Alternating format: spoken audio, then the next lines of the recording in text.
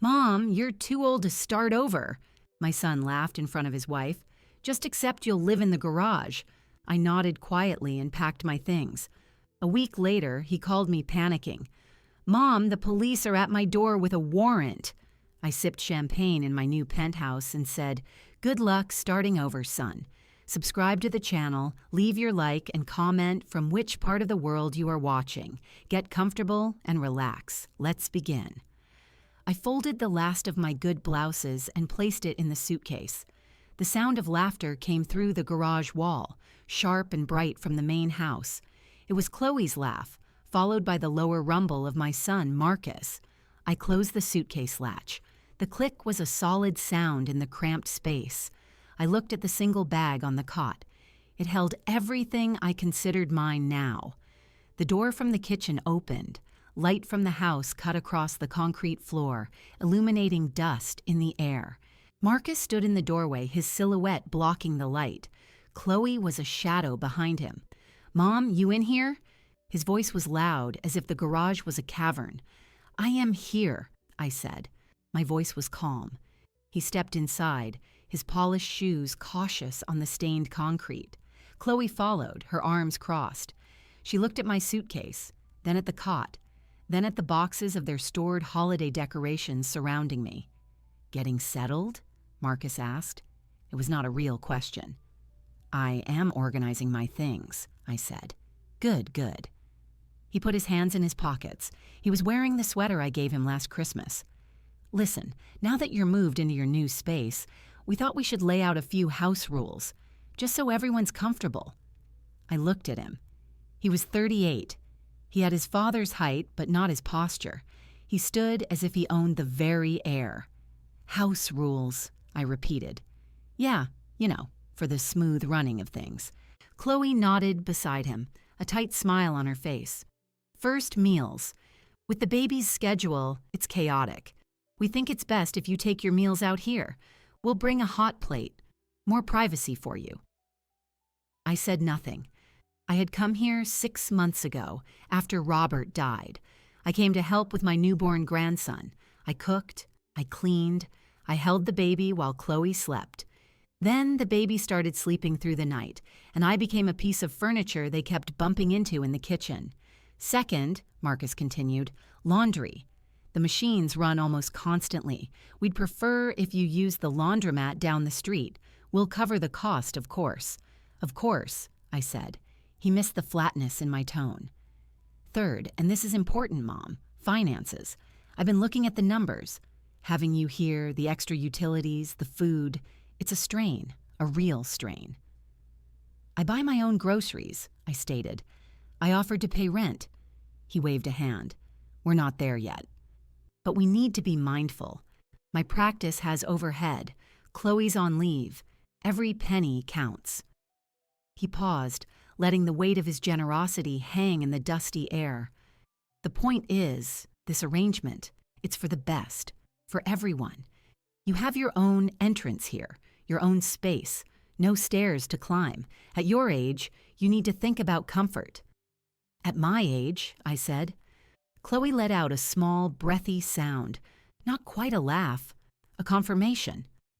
Marcus's smile was patient, the one he used with difficult clients. Come on, Mom, let's be realistic. You're what, 58? The job market isn't exactly welcoming. Your savings are what they are. Starting over, that's a young person's game. You're too old to start over. The words sat between us. They were not shouted. They were delivered with a clean, surgical precision. You are too old. You are a burden. Your life, as you knew it, is over. Be grateful for this dusty corner. I felt a coldness spread from my chest to my fingertips. It was not shock. It was a recognition. This was the truth he saw. This was my value to him. The garage is fine, I said, my voice still even. His shoulders relaxed. He had expected tears, perhaps, an argument. My compliance was a victory for him. See, I knew you'd adjust. It's just for now, until things stabilize. They turned to go. Chloe's hand touched his back, a little pat of congratulation. In the doorway, Marcus stopped. Oh, and Mom, try to keep the exterior tidy. The neighbors, you know. We don't want it looking cluttered." Then they were gone. The door shut. The laughter started again in the kitchen, muffled now by the wall. I stood in the semi-darkness. The coldness in my fingers was turning into a hard, clear focus. I looked at the suitcase. I looked at the boxes labeled X-Mass and patio cushions. I looked at the hot water heater humming in the corner. I would not cry. Robert had taught me that. Crying is for afterward. First, you assess. I needed to move a box to make room for my suitcase. It was a heavy cardboard box shoved against the wall under the lone window. I dragged it out. It was old, the tape brittle. The flap came loose. Inside were not decorations. It was a stack of my husband's things, books on finance, old tax returns, file folders. I had asked Marcus to bring this box from the storage unit after the funeral. He must have dumped it here and forgotten. I sat on the concrete floor. I pulled the box toward me. The smell of old paper and dust, the smell of Robert filled the space around me. I lifted out the books. Underneath was a dark green, leather-bound ledger. I knew it immediately. It was the book Robert used in his home office, back when he managed our investments himself, before he trusted it to his advisor. He called it his map. My hands were steady as I opened it. The pages were filled with his neat, vertical handwriting. Dates, names of funds, account numbers, columns of figures. It was a record, but not a complete one. It was his personal tracker, his way of keeping his own counsel separate from the official statements. I turned the pages, the paper whispering. The entries went back years, then stopped about 5 years ago when his illness began to take more of his time. My eyes scanned the final active pages. There were references to a transfer, a consolidation. He had moved several smaller investments into a single portfolio, a note in the margin, in his hand, for E tax efficient. Jenkins will manage. Do not touch unless you must. E for Evelyn. Jenkins was Alistair Jenkins, Robert's financial advisor for 20 years, a quiet, respectful man who still sent a card every Christmas. Do not touch unless you must.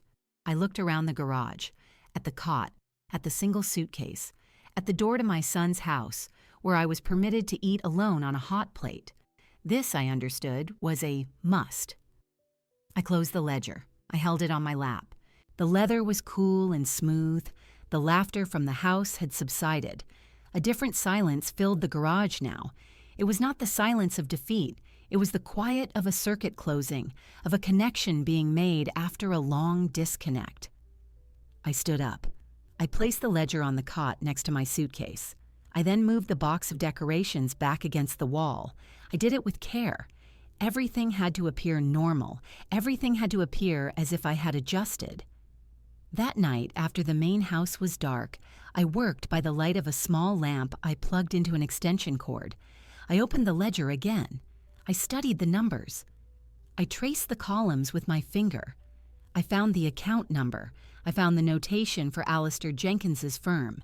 The figures were not extravagant, but they were not insignificant. They represented years of Robert's careful planning.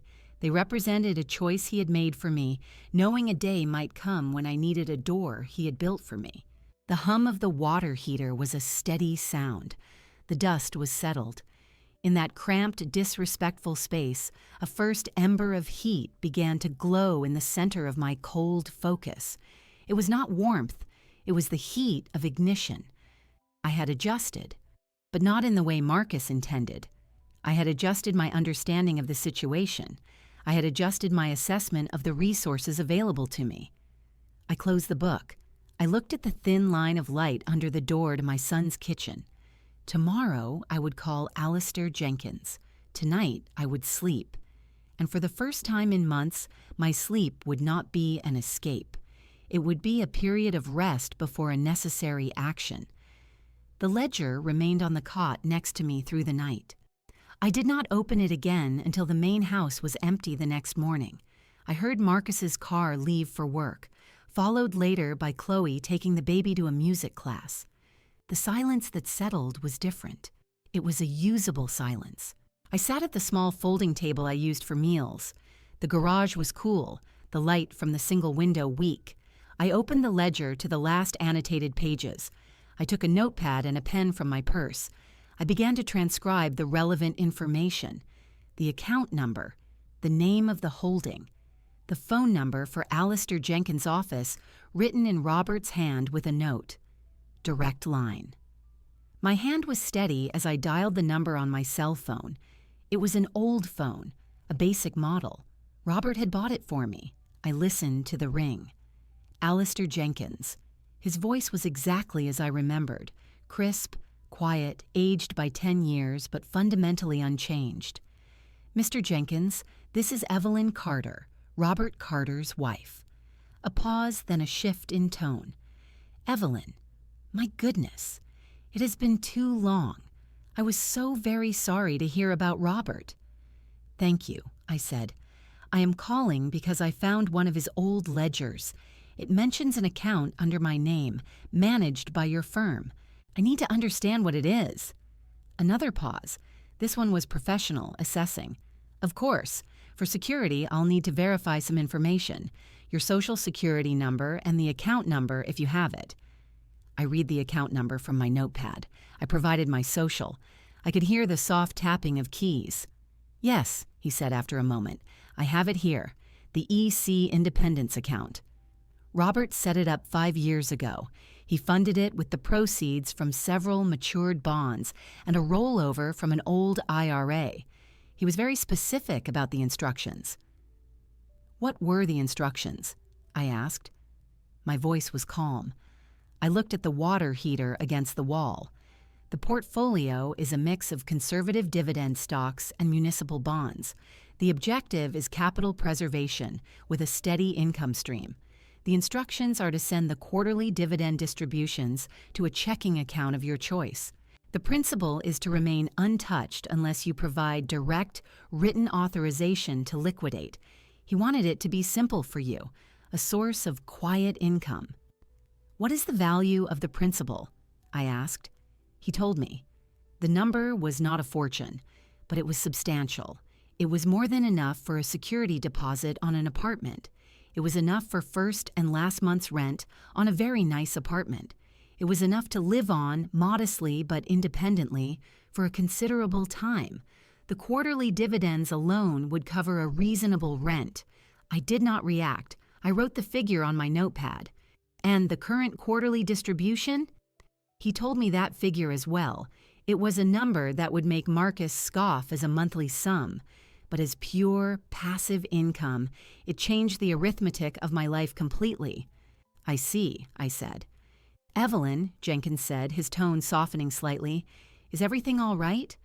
Robert's wish was that this account provide peace of mind. Are you in need of the principal? I looked around the garage, at the patio cushions in a torn plastic bag, at the fake Christmas tree in its box. I may be, I said, but not today.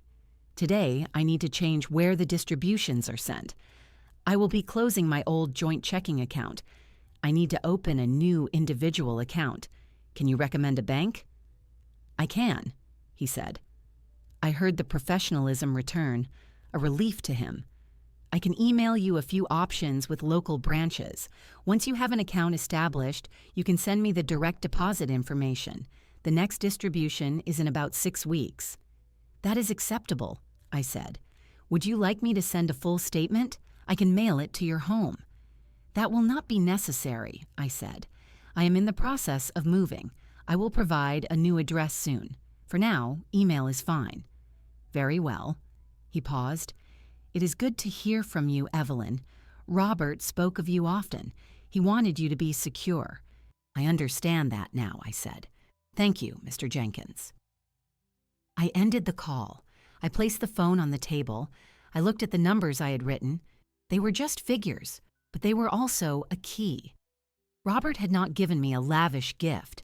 He had given me a tool, a specifically designed tool for maintaining autonomy. He had known, in his quiet way, that a day might come when I would need a lever to move my world. The rest of the day was spent in methodical action. I used my phone to research local banks that offered simple, no-fee checking accounts. I chose one. I walked to the branch, which was a mile from Marcus's house. I wore a simple dress and my good coat. I opened an account in my name only. The process was straightforward. The young woman helping me was polite. She did not ask why a woman my age was opening a new, solitary account. She just processed the paperwork. I returned to the garage with a debit card and a checkbook. I emailed Alistair Jenkins the account information from my phone. I received an automated confirmation of receipt. The mechanism was now in place. That evening, when the family was home, I performed my expected role. I heated a can of soup on the hot plate. I ate at the folding table. I heard the baby fussing in the house. I did not offer to help. Through the wall, I heard Marcus talking loudly on a business call, his voice full of bluster and importance. I thought about the numbers in the ledger. I thought about the quiet voice of Alistair Jenkins. I thought about Robert's phrase, "Do not touch unless you must." The must was no longer about survival in this garage. The must had evolved. It was about the fundamental need for dignity. The numbers provided a path, but they did not dictate the destination. I needed to decide what dignity looked like. It would not look like a slightly better room in my son's house. It would not look like begging for a place at his table. After dark, I took a fresh page in my notepad. I wrote a new question at the top. What is required? I began to list items: a place to live, not a room, a home, a space that was mine, with a lock I controlled, furniture, basic necessities, quiet distance. I did not write revenge. I did not write confrontation. Those were not required. What was required was a complete and irreversible separation, a reconstruction of my life on terms I defined. Any action toward Marcus would be a byproduct, not a goal. The goal was my own sovereignty. The ledger had whispered one truth. I had resources. Now I needed a plan. The first step was to understand the real estate market. I needed to see what my means could secure. I needed to look at apartments, not with the eyes of a grateful mother offered shelter, but with the eyes of a client with capital. I went to sleep that night with the ledger back in its box. The notepad with my figures and my list was under my pillow. It was not a sentimental gesture. It was a practical one. I did not want anyone to see it if they happened to come into the garage. The following morning, when Chloe left with the baby, I used my phone again. I searched for downtown apartments. I looked at listings. I saw prices. I cross-referenced them with the numbers from Jenkins. The math was clear. It was possible. More than possible. I could afford a one-bedroom in a good building. I could afford a view. I saved the contact information for several realtors. One name appeared frequently on listings for the kind of buildings I was considering: Priya Sharma. Her profile photo showed a young woman with intelligent eyes and a direct smile. I wrote down her number. The decision was made. I would call a realtor. I would look at apartments. The process was a series of logical steps, one following the other. The emotion, the sharp hurt from Marcus's words, was now a sealed compartment. It fueled my focus but did not cloud it. Every action from this point forward would be deliberate, clean, and final. The hidden figures had provided the means. Now I would provide the will. I called Priya Sharma the next morning. I gave my name and stated my purpose. I needed to see apartments for immediate lease. My budget was specific. I gave her the range. There was a brief silence on the line. "That budget opens up some excellent options, Mrs. Carter," she said. Her voice was warm but professional. "Luxury high-rises mostly. Newer buildings with amenities. Are you looking for a one-bedroom or two?" "One bedroom is sufficient," I said. "I require a secure building. A view would be preferable." "I have several properties that fit. When would you like to tour?" "Today," I said, "if possible." We agreed to meet at 2 o'clock at a building called the Meridian. I took the bus downtown. I wore my simple dress and coat. I carried a small notebook and a pen in my purse. I arrived early. I stood across the street and observed the building. It was tall, glass and steel. The entrance was attended by a uniformed doorman. People came and went dressed in business attire. No one looked at me. A silver car pulled to the curb. A young woman got out. She was dressed in a tailored blazer and trousers. She looked at her phone, then scanned the area. Her eyes landed on me. She did not hesitate. She crossed the street, her hand extended. "Mrs. Carter, I'm Priya. It's a pleasure." I shook her hand. Her grip was firm. "Thank you for meeting me," I said. "Of course. Shall we?" She gestured toward the building. As we walked, she spoke. "The Meridian is a full-service building. 24-hour concierge, secure parking, a fitness center. The unit I want to show you is on the 12th floor. It's a corner one-bedroom. The previous tenant was transferred overseas, so it's vacant and clean." The doorman nodded at Priya and opened the door. The lobby was vast, quiet, with marble floors and modern art on the walls. The air smelled clean, like lemon and stone. We took the elevator. It was silent and swift. The apartment was nice. It had new appliances, neutral paint, large windows. It looked over a portion of the city and a slice of the river. It was exactly what my budget could afford. It was sensible. I walked through the rooms. I opened closets. I tested the water pressure in the kitchen sink. I stood at the window. The view was adequate. "It's a very popular floor plan," Priya said. "The building is well managed. The fees include all utilities except cable." I nodded. "It is suitable," I said. "Do you have anything higher?" She looked at me. "Higher in the building or higher in price?" "Both," I said. She considered me for a moment. She did not ask if I was sure. She did not question my means. She simply took out her phone. "There is one other unit available. It's significantly above your stated range. But the owner is motivated. It's a penthouse on the 28th floor. It's been staged, but it's empty. Would you like to see it?" "Yes," I said. We took the elevator again. The number on the panel glowed as we passed the 20th floor. The elevator opened directly into a small private foyer. There was one door. Priya used a key from a lockbox. She opened the door and stepped aside. "After you." I walked in. Then I stopped. The space was vast and filled with light. The entire far wall was glass, floor to ceiling. The city lay below, a grid of streets and buildings stretching to the horizon. The sky was a clear, pale blue. The room was empty, but the sunlight poured in and pooled on the polished concrete floors.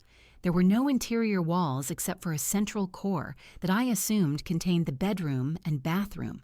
The silence was absolute, a hollow, peaceful silence broken only by the distant hum of the city. I walked forward, my shoes clicking on the concrete. I went to the window. I looked down. The people in cars were small, silent specks. I could see the curve of the river, bridges, the shapes of other towers. It was a view of possession. It was a view of distance. "It's 1,600 square feet," Priya said, her voice quiet. "One bedroom, 2.5 baths. The kitchen is gourmet, all Sub-Zero and Wolf. The master bath has a steam shower. The terrace wraps around the northeast corner. The building's top amenities include a rooftop pool and a private dining room for residents." I did not turn around. "The price," I said. She stated a number. It was more than double my original budget. The monthly sum was a figure Marcus would quote to clients as a retainer. It was not impossible for me, but it would require using the principal. It would require touching the money Robert said not to touch unless I must. I looked at the empty space. I imagined my furniture here. The small, worn things from my old life would be ridiculous in this expanse. This space demanded new things, sleek, quiet, intentional things. This space demanded a new version of me. "Why is the owner motivated?" I asked. "Divorce," Priya said simply. "He's relocated to another state. He wants it leased quickly. He's offering a significant discount for a 2-year lease. It brings the monthly cost down, but it's still a commitment." A 2-year lease, a statement of permanence, not a temporary hiding place, a home. I turned from the window. I looked at Priya. She was watching me, her expression open and alert. She was not selling, she was presenting. The choice was entirely mine. "Can it be leased within the week?" I asked. "Yes.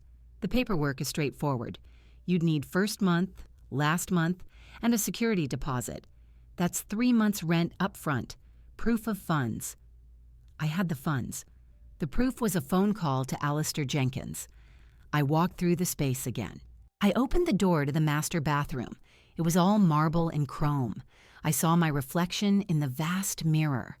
An older black woman in a simple dress, her silver hair in its usual bun. I looked out of place, but the reflection was just a current state. It was not a verdict. I went to the kitchen.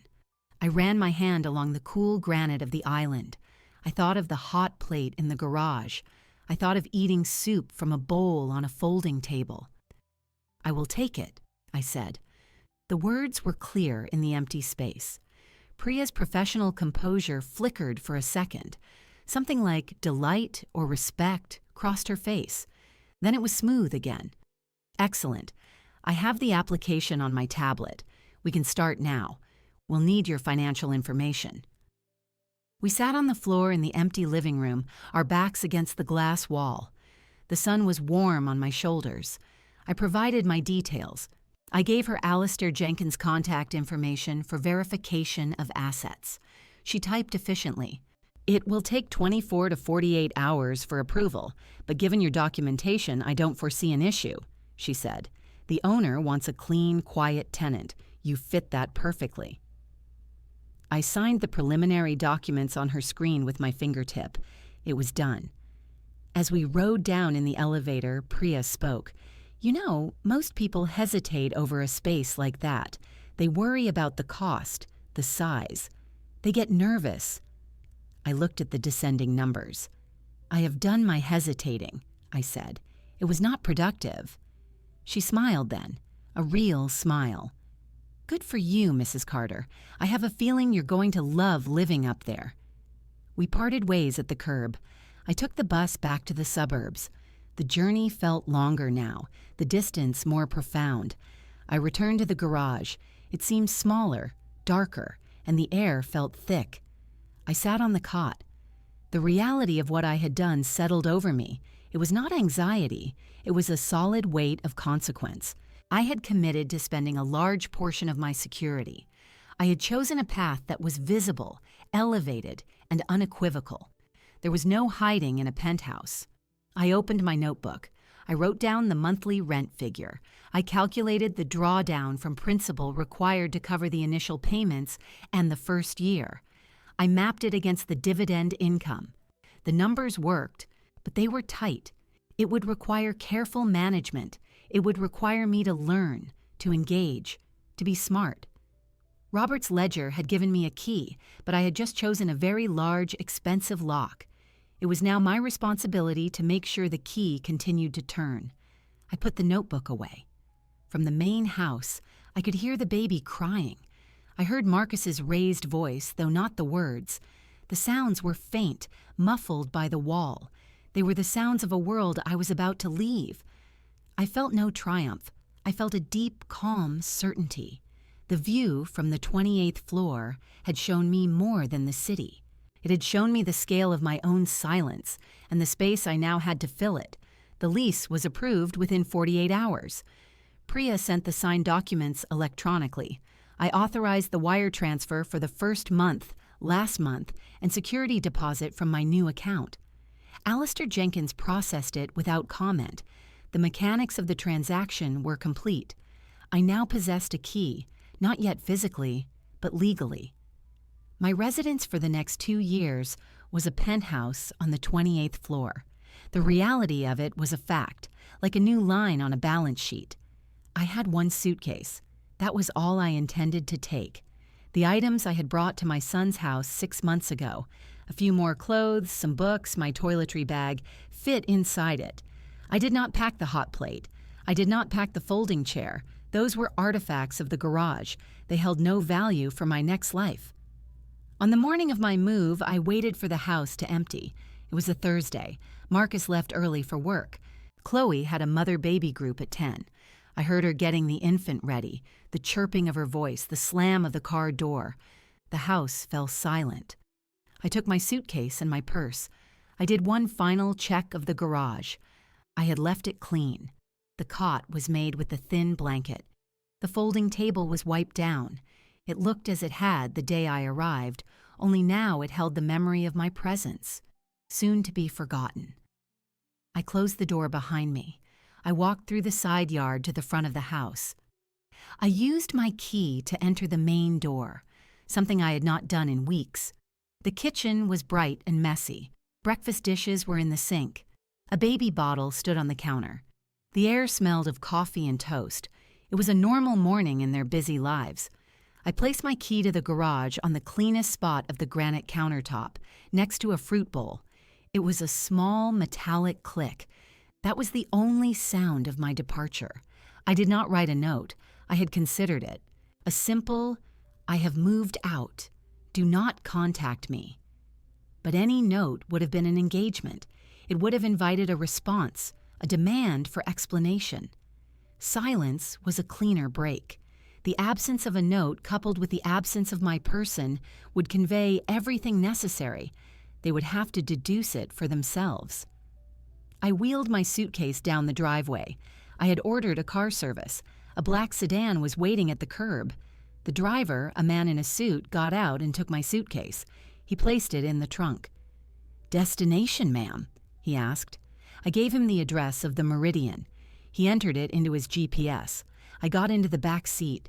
The interior was clean and quiet. As he pulled away from the curb, I did not look back at the house. I looked at my hands in my lap. They were still. The drive downtown took 25 minutes. We entered the flow of the city. The buildings grew taller. The driver pulled under the canopy of the Meridian. The doorman recognized me from my visit with Priya. He opened my car door. "Welcome, Mrs. Carter. Ms. Sharma informed us of your arrival today." "Thank you," I said. The driver handed my suitcase to the doorman. I entered the lobby. The concierge at the desk, a different man from before, smiled. "Ms. Sharma left your keys and access fobs with us. We have them ready for you." He handed me a small envelope and a key card. "The elevator to the penthouse level requires this fob for access. Would you like assistance with your bag?" "No, thank you," I said. I took my suitcase. I walked to the elevator bank. I used the fob. The doors opened to an empty car. I rode up alone. The ascent was smooth and silent. The door to the penthouse opened to the same vast empty space. The afternoon sun was on the other side of the building now, leaving the main room in a cool, even light. The only sound was the faint, constant whisper of the climate control system. I wheeled my suitcase to the center of the room and left it there.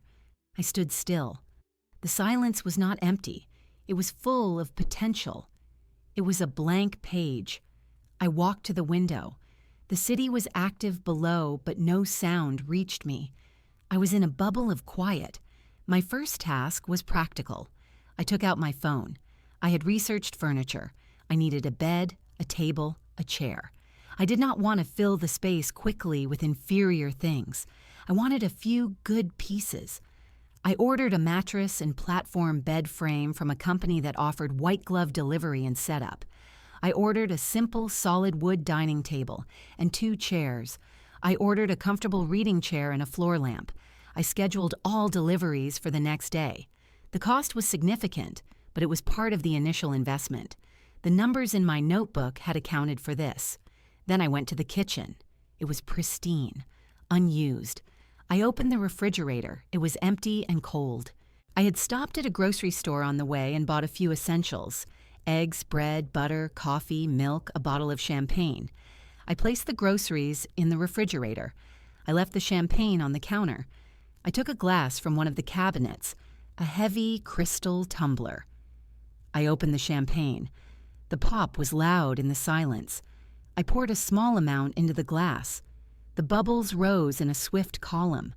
I took the glass and walked back to the window. I did not sit. I stood and looked out. I sipped the champagne. It was dry and sharp. This was the moment of transition. The garage was behind me. This space was before me. The act of drinking champagne alone in an empty penthouse was not a celebration. It was a ritual of demarcation.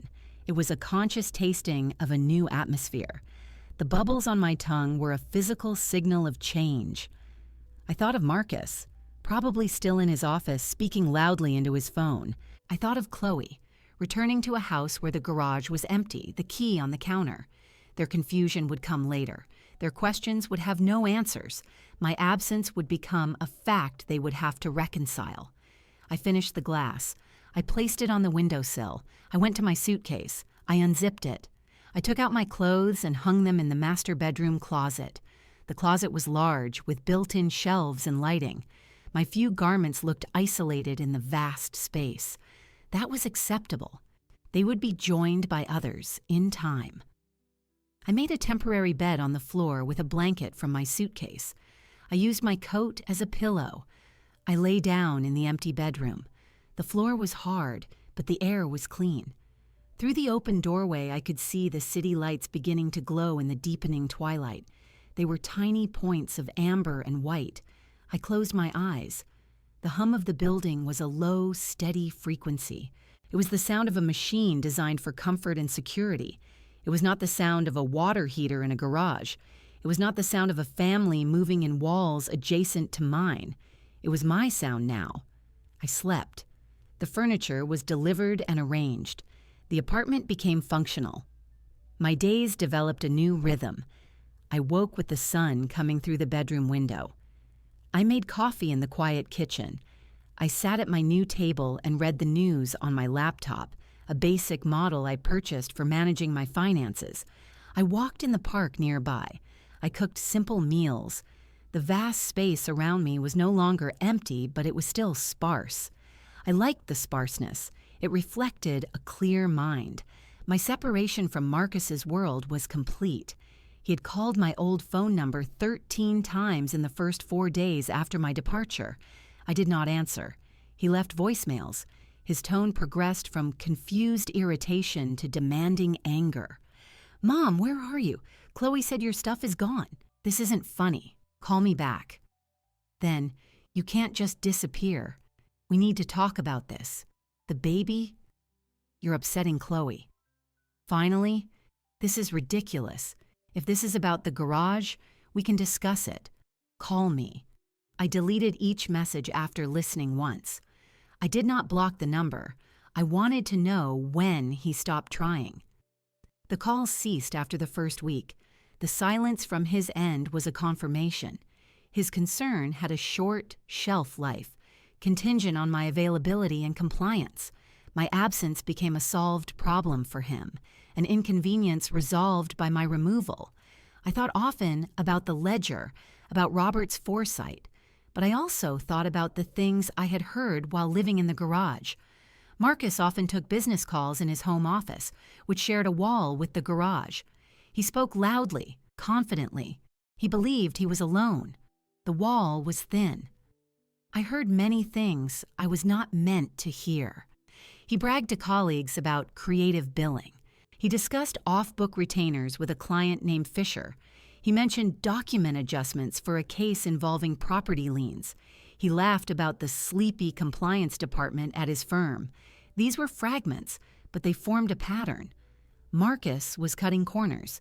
He was arrogant enough to believe his cleverness made him invisible.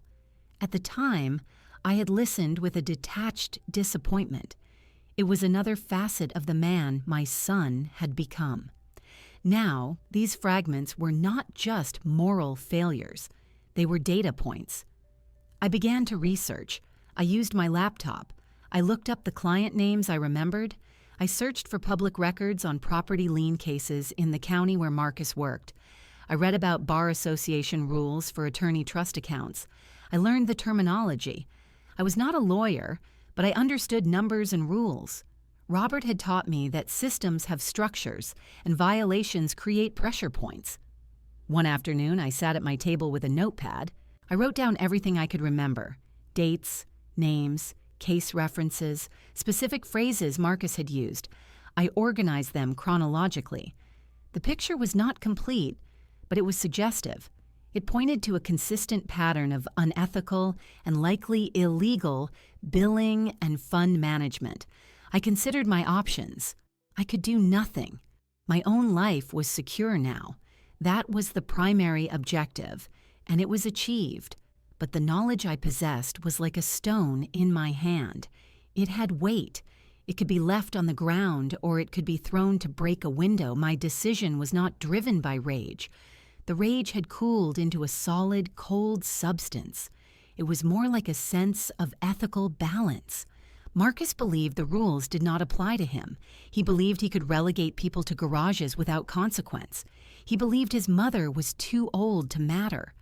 These were all expressions of the same faulty principle, that his power was absolute and his judgment was final. The world had systems to correct such principles. I decided to notify the relevant system. I researched the appropriate authorities. The State Bar Association had an ethics and compliance division. The district attorney's office had a financial crimes unit. I found specific email addresses for filing confidential tips. I created a new anonymous email account. I used a public Wi-Fi network at the library to do this. A precaution I read was advisable. Back in my penthouse, I composed the tip. I was methodical. I stated that I was a confidential informant with knowledge of potential misconduct by attorney Marcus Carter. I listed the specific incidents with approximate dates and client names. I noted the nature of the suspected violations: misappropriation of client funds, fraudulent billing practices, and falsification of documents. I presented the information as facts I had overheard without embellishment. I did not make accusations. I simply reported the content of the conversations. I wrote, "These matters may warrant a review of Mr. Carter's client trust account records and billing statements for the relevant period." I attached no documents. I provided no way to contact me. The email was a seed planted in a dark field. Whether it grew was not up to me. My role was merely to plant it. I read the message over twice. The language was clear and unemotional. It was a report, not a rant. I checked that the sending address was the anonymous one. I looked out the window at the city. The afternoon was fading. Then I clicked send. There was no dramatic sound, only a soft whoosh from the laptop speakers, confirming the message was gone. I closed the laptop. I stood up. I walked to the kitchen and poured a glass of water. I drank it. I then went to my reading chair and sat down with a book. My heartbeat was normal. My hands were dry. I had expected to feel something, a surge of triumph, a pang of guilt. I felt neither. I felt a neutral sense of completion, like filing a necessary tax form. An obligation to truth had been discharged.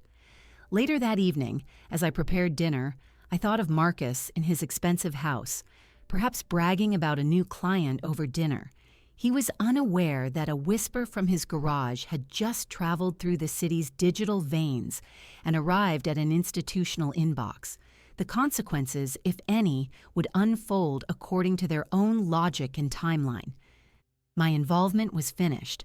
I ate my meal at the table, looking at the city lights. The silence in my apartment was still profound, but it was no longer the silence of emptiness. It was the silence of a door closing firmly on one room of my life, while in another, distant room, a different door had just been nudged ajar. I did not need to watch it open. I knew it would. 3 weeks passed. The rhythm of my new life was established. I had opened an investment account with a small portion of the principal, following online tutorials. I was learning. My phone remained silent except for alerts from my bank and the occasional text from Priya checking in. I had not heard from Marcus. That silence was its own answer. It was a Tuesday evening.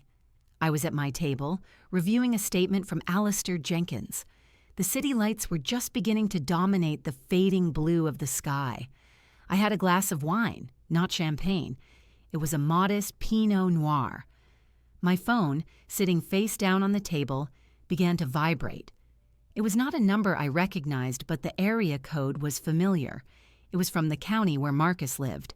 I let it ring 3 times. Then I answered. "Hello?" "Mom." It was Marcus. His voice was strained, higher than its usual pitch. There was a background noise of traffic. Maybe he was outside. "Marcus," I said. My tone was neutral. "Mom, you have to help me." The words tumbled out. "It's the police. They came to the office today with a warrant. They took files, my computer. They're saying it's about the trust accounts, about billing. They're talking to the bar association. This is a disaster." I took a small sip of my wine. I looked out at a plane blinking its way across the darkening sky. "I see," I said. "You see? That's all you can say?" His breath was ragged. "My career is on the line here. They're alleging fraud, Mom. Fraud. I need a lawyer, a criminal defense lawyer, and they're expensive. I need to access some funds. Temporary, just to cover this. You have that money Dad left, right? The account with Jenkins. I need you to authorize a loan against it. Today." I let the silence sit for a count of 3. I could hear his panicked breathing. "I do not have access to that kind of liquid capital," I said, which was technically true in the moment. Most of it was tied up in the lease and investments. "Don't lie to me," he shouted, then his voice dropped to a harsh whisper. "I know he left you something.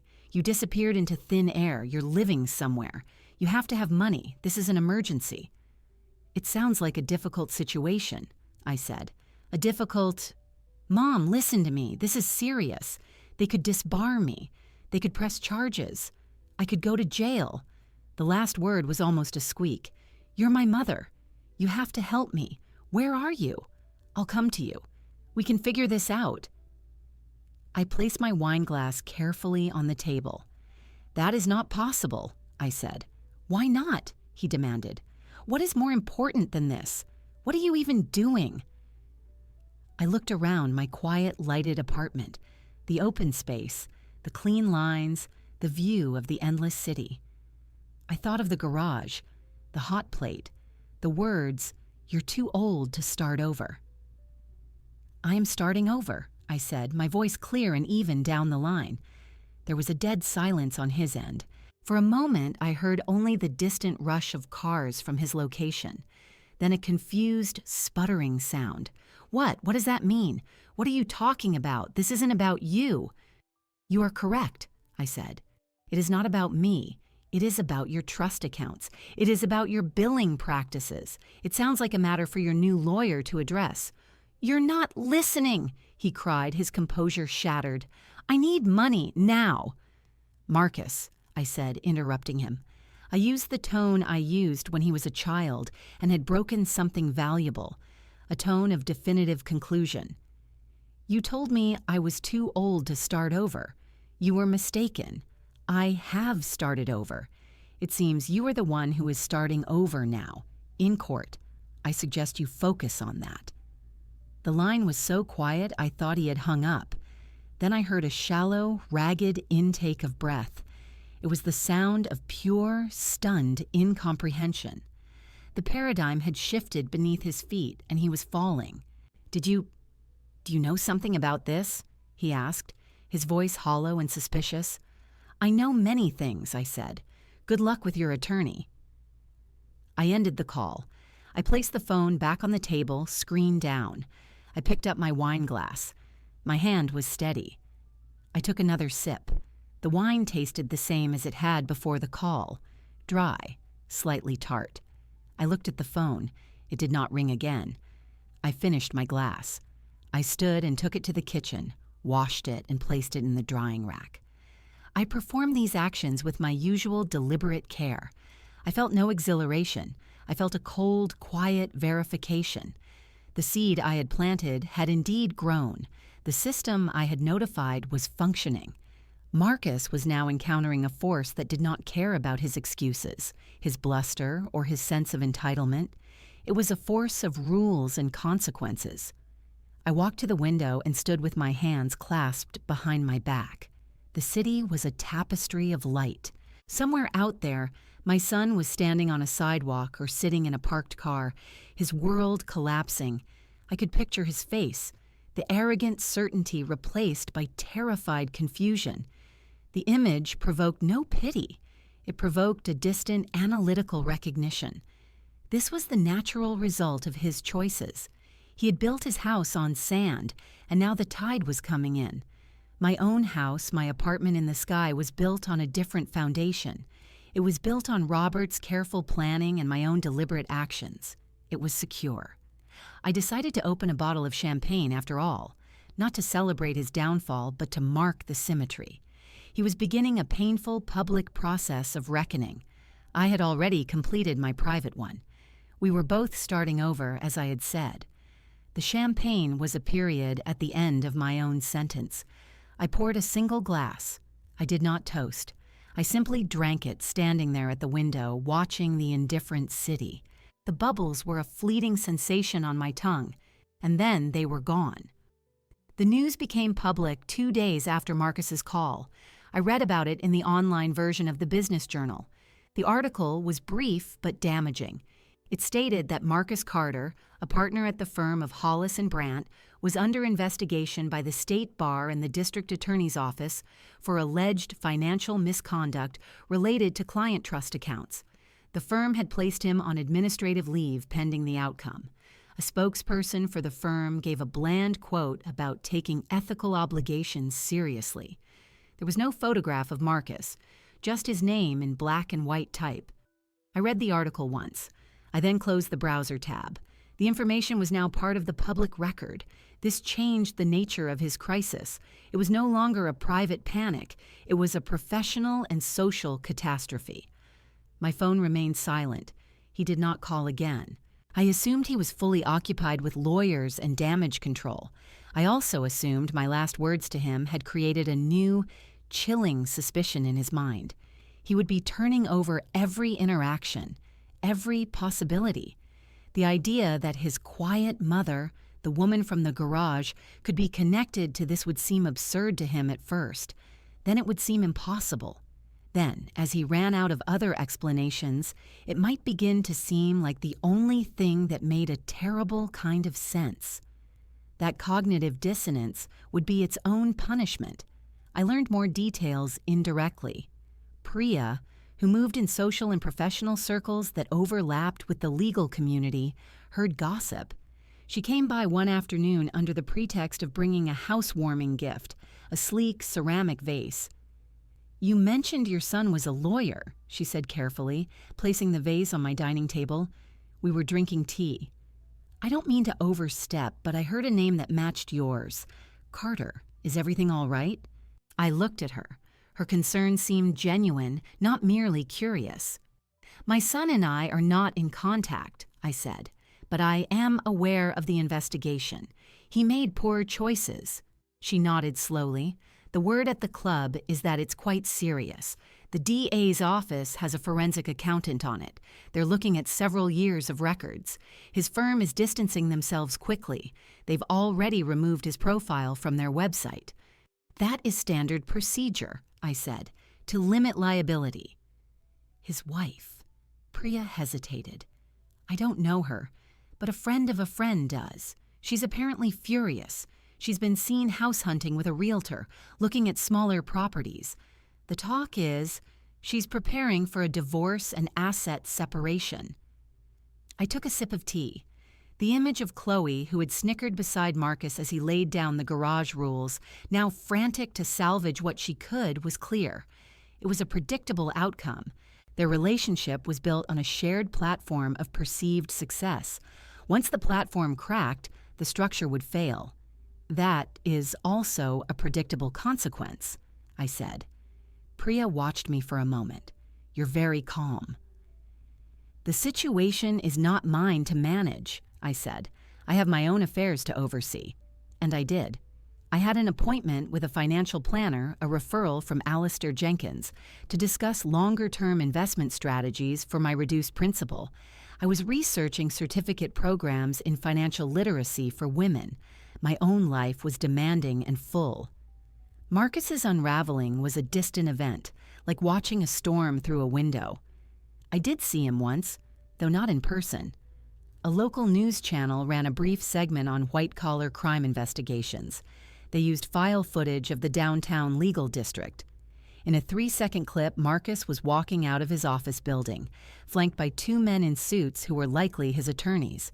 His head was down, his shoulders hunched. He carried a cardboard box.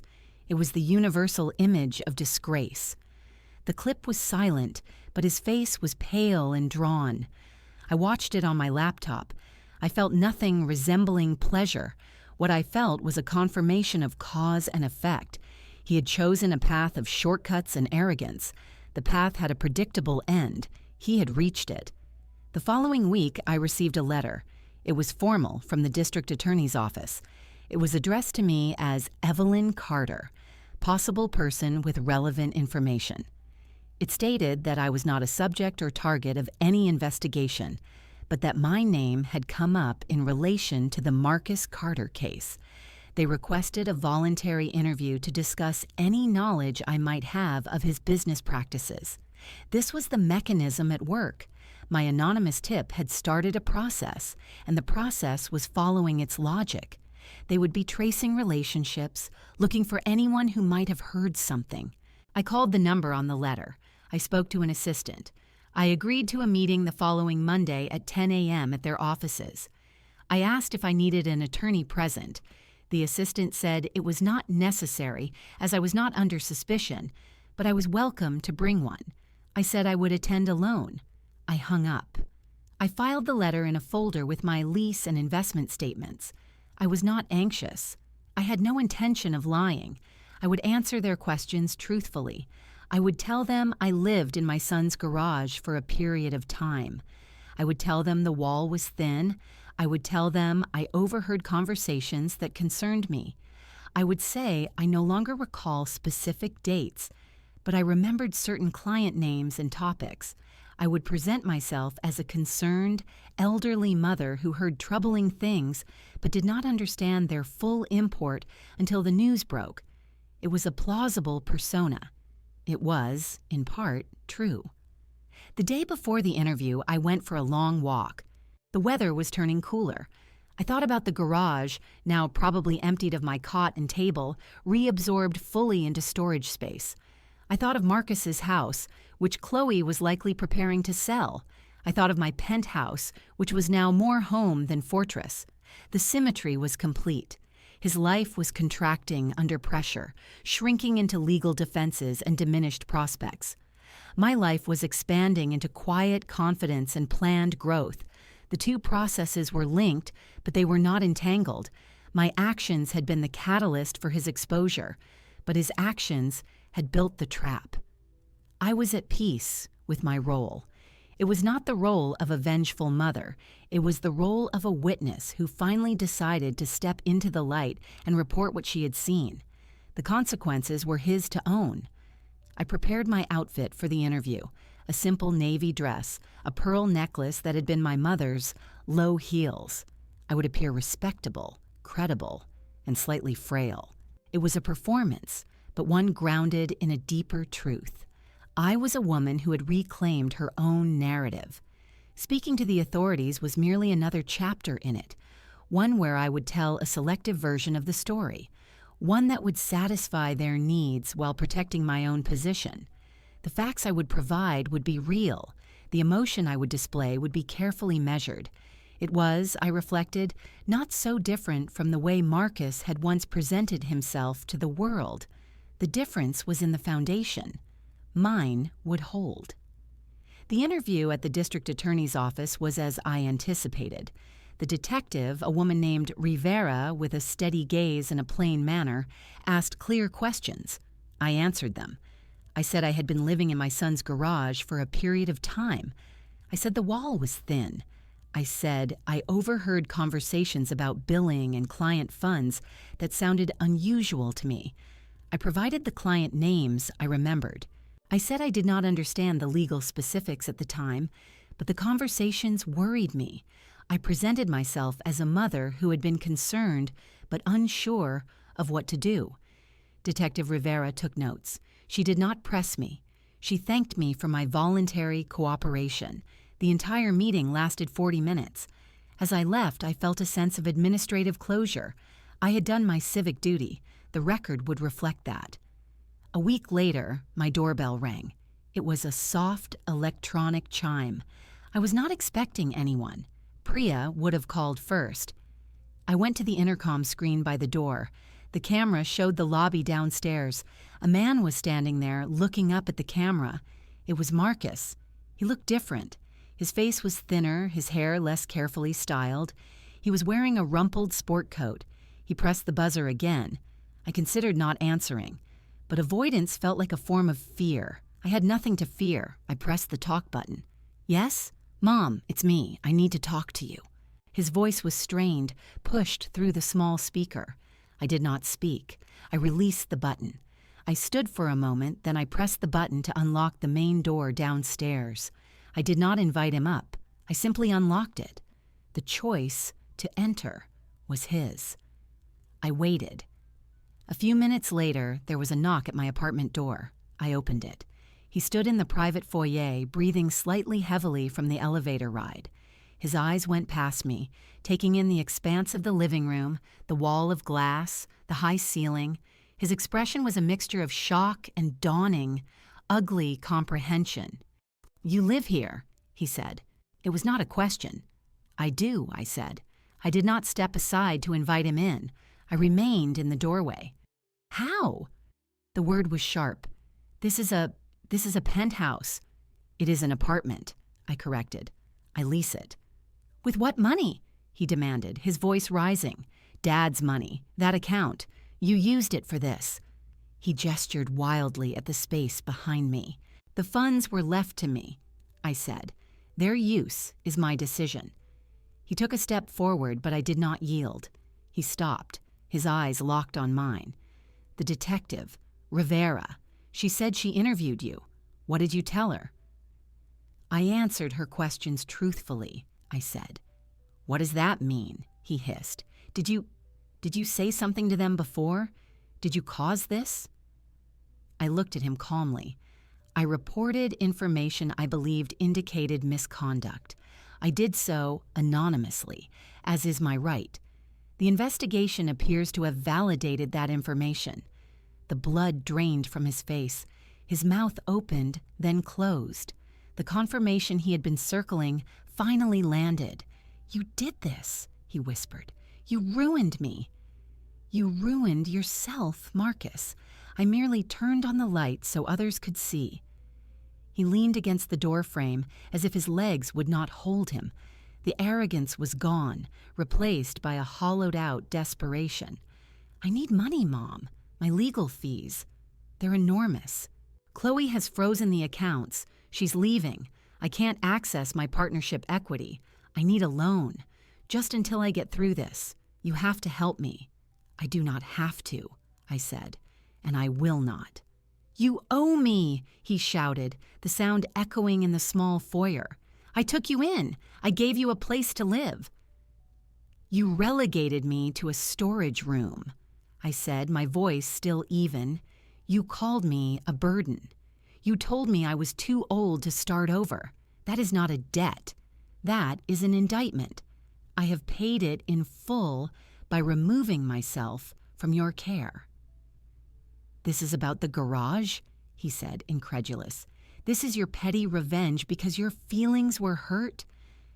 "This is about consequences," I said. "You are experiencing them. I am not responsible for your comfort during that process." He stared at me, his eyes searching my face for some sign of the mother he knew, the soft, accommodating woman who would eventually give in. He found no trace of her. The woman in the doorway was someone else, a stranger with her hair in a silver bun, standing in a penthouse he could not afford. His defiance crumpled. "Please," he said, the word ragged. "I'm your son." I looked at him. I felt a distant ache, the ghost of an old love. But it was just a ghost. It had no power over my present actions. "You are a man who made poor choices," I said. "You need to focus on your defense. That is your path forward. This is mine." I gestured slightly behind me to my home. He had no answer. The silence stretched between us. He finally looked down at his shoes, then back up at the opulent space beyond me one more time. The comparison was complete, and it was devastating. "Goodbye, Marcus," I said. I closed the door. I engaged the deadbolt with a solid, audible click. I stood and listened. I heard nothing for a moment. Then the slow shuffle of his footsteps toward the elevator, the ding of its arrival, the sigh of the doors closing. I walked to the window. Minutes later, I saw him emerge from the building canopy onto the sidewalk. He stood for a moment, looking small and disoriented, before turning and walking away, swallowed by the city. I felt no triumph. I felt a final, quiet severance. The last thread of obligation was cut. The confrontation I had not sought was over, and I had held my ground without raising my voice. My power was not in shouting him down, it was in the quiet statement of my reality, which was now so vastly superior to his. The proof was in the space around me, in the peace he had just interrupted and then left behind. I went to the kitchen and prepared a pot of tea. The familiar ritual steadied my hands, which were, I noted, perfectly calm. The encounter was now a piece of data, an event logged. It required no further emotion. My life in this bright, quiet space high above the city continued. His, down in the noisy streets, was his to manage. The distance between us was no longer just emotional or financial. It was physical, architectural, and absolute. The silence after Marcus's visit was deeper, more permanent. The encounter had closed a door. Now I turned my attention fully to the space I occupied and to the question of what to fill it with, beyond furniture. My financial situation was stable but required active management to ensure longevity. The process of learning, of taking control, had been the most empowering part of my journey. I realized this knowledge was my real asset, not just the money itself. I began to formalize it. I designed a simple, clear guide for myself, outlining the steps I had taken, assessing hidden assets, budgeting for independence, navigating leases, basic investment principles for conservative growth. I wrote it in plain language. I showed it to Priya during one of her visits. "This is excellent," she said, reading through the pages at my dining table. "Clear, practical. So many of my older clients, especially women, feel lost with this stuff. They're either overwhelmed or they blindly trust someone who may not have their best interests at heart." "That was almost my situation," I said. "My husband was trustworthy, but I was passive. I do not recommend passivity." "You should teach this," Priya said, looking up. "Not in a big classroom, one-on-one, or in small groups, a consulting service. You could call it something like Second Chapter Finance or New Foundations." The idea took root. It was logical. It would generate income to supplement my dividends. More importantly, it would give purpose to my experience. My humiliation in the garage, my rediscovery of the ledger, my strategic move. These were not just personal victories. They were a case study in late-life reinvention. "I would need a business structure," I said. "Liability protection. I can introduce you to my lawyer. She's great with small businesses. Very straightforward." I met with the lawyer the following week. We established a limited liability company. I named it Evelyn Carter and Company. The simplicity appealed to me. It was my name, my responsibility. I created a professional email address and a basic website using a template. The site described my services: personal finance consultation for women navigating life transitions, widowhood, divorce, late career changes. I emphasize clarity, confidentiality, and a non-judgmental approach. Priya referred her first client to me, a recently widowed woman in her 60s named Carol. Carol came to my penthouse nervous, clutching a folder of bank statements. I made tea. We sat at the table.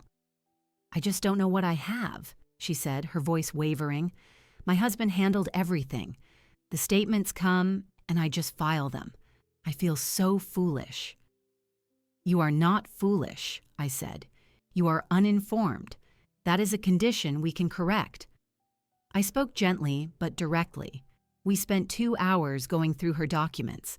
I helped her list her assets and liabilities. I showed her how to create a basic cash flow spreadsheet. I gave her a list of questions to ask her husband's financial advisor. By the end, her shoulders had relaxed. She had a list of actionable steps. "You make it seem possible," she said, standing to leave. "It is possible," I replied. "It is only paperwork and decisions. You are capable of both." Word of mouth began to spread. Priya sent more referrals. Carol told her book club. I kept my rates modest but fair. I limited myself to 3 clients per week. The work was deeply satisfying.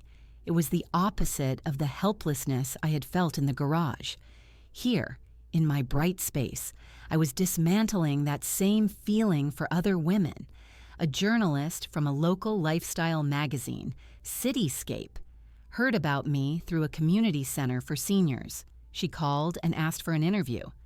"We're doing a feature on inspiring second acts," she said. "Your story, from what I've heard, is perfect." I agreed.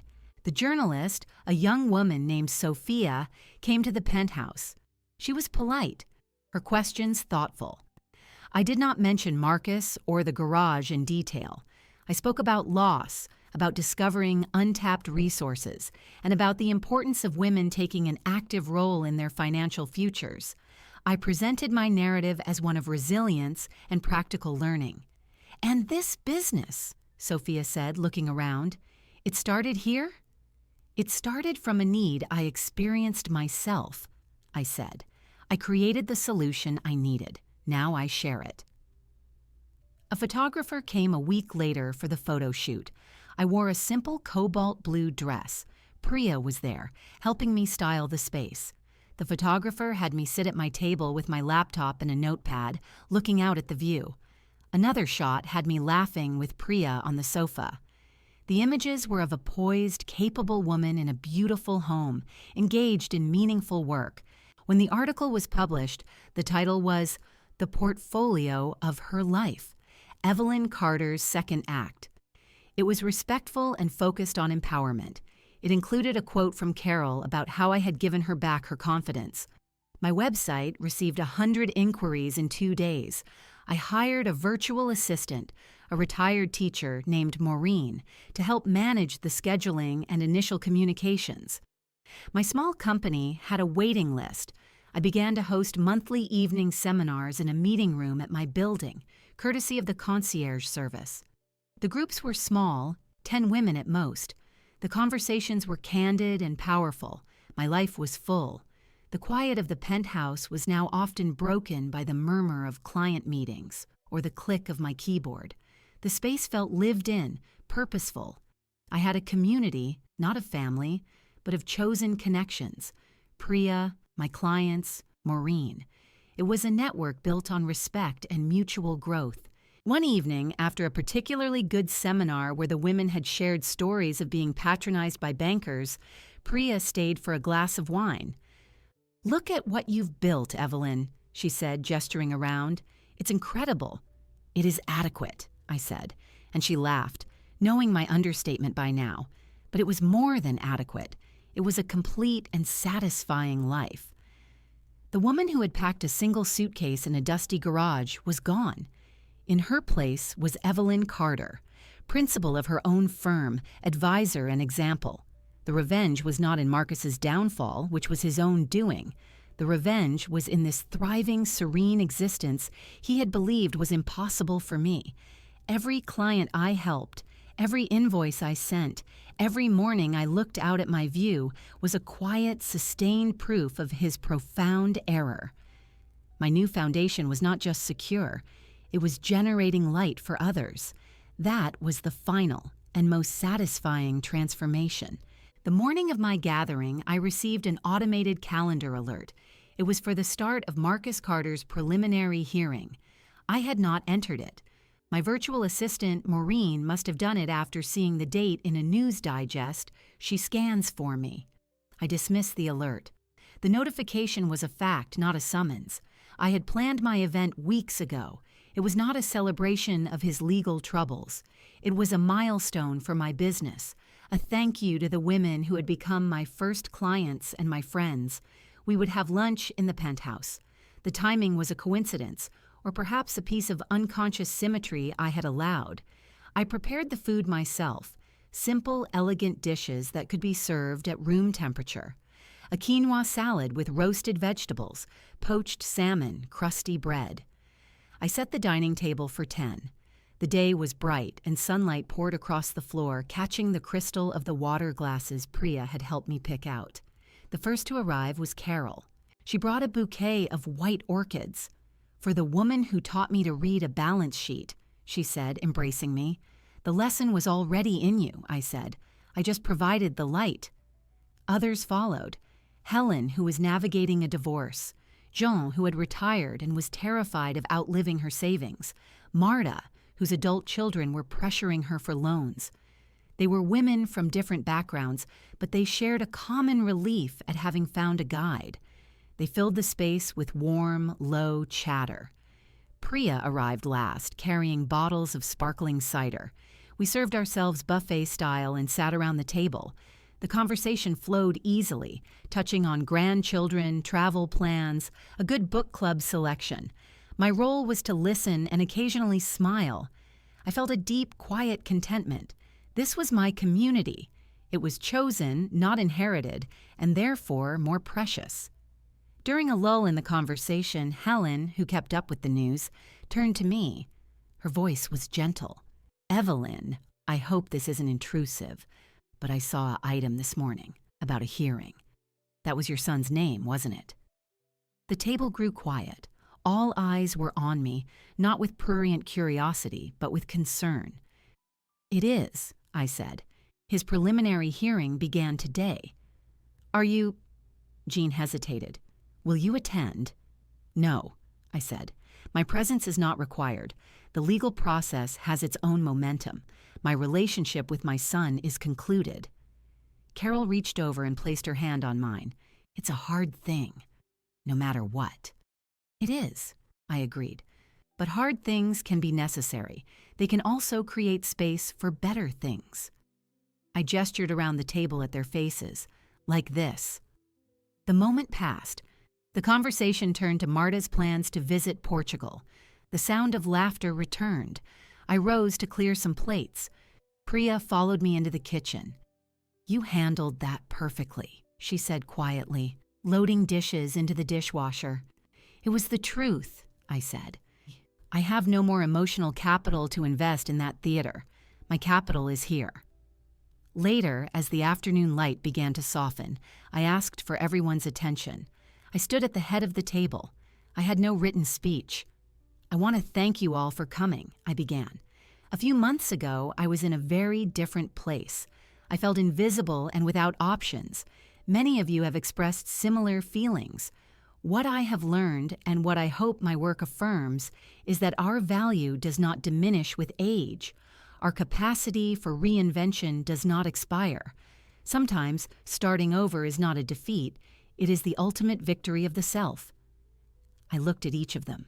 You are all engaged in your own acts of courage. Managing money is simply the practical expression of that courage. It is saying, "I matter. My future matters." So I would like to propose a toast. I raised my glass of sparkling cider. The others followed. "To new beginnings," I said. "To building our own foundations, no matter when we start." "To new beginnings," they echoed. We drank.